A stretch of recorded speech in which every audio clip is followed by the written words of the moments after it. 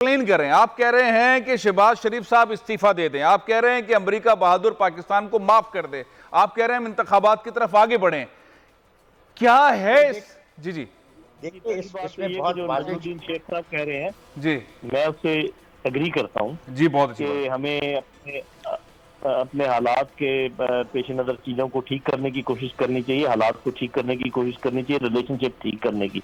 जो मैं बात कर रहा हूँ शहबाज शरीफ के इस्तीफे की बात मैं इसलिए कर रहा हूँ कि उन्होंने खुद कहा था कि अगर ये मेमो सही निकला तो मैं इस्तीफा दे दूंगा और मैं साथ खड़ा हो जाऊंगा इमरान खान के।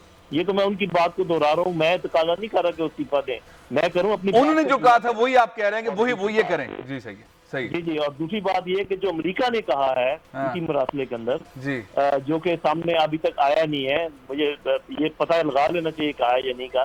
तो उन्होंने ये कहा था कि अगर ये तहरीक कामयाब हो गई तो हम पाकिस्तान को माफ कर देंगे। तो मैं तकाजा नहीं कर रहा अमेरिका से, मैं अमेरिका को वादा याद करा रहा हूँ कि उन्होंने चूंकि कहा था कि माफ कर देंगे तो मेहरबानी करके माफ कर दें। मुफ्ता हमसे गलती क्या हुई है बेचारे को, जल साहब, हमसे क्या गलती हुई जिसपे माफ करें? मतलब मुफ्ता मुफ्ता इस्माइल को तो क्यों बताया हुआ है, उनको जो है ना वापस कर दे। एक चीज मैं ऐड करता चलूं वो ये है कि आपको ये जरूर पता लगाना है कि ये जो नजमुद्दीन शेख साहब कह रहे हैं जी सर कि IMF की मदद की जरूरत है, हमें वर्ल्ड बैंक की मदद की जरूरत है, हमें FATF से निकलना है।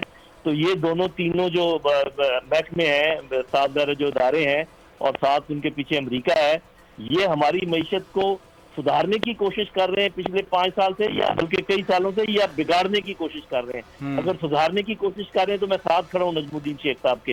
मेरा अपना अंदाजा ये है कि वो बिगाड़ने की कोशिश कर रहे हैं, जितनी जल्दी उनके चुंगल से निकल जाए उतना अच्छा है। अच्छा, सब्सक्राइब करें और बेल दबाएं ताकि कोई खबर रह न जाए।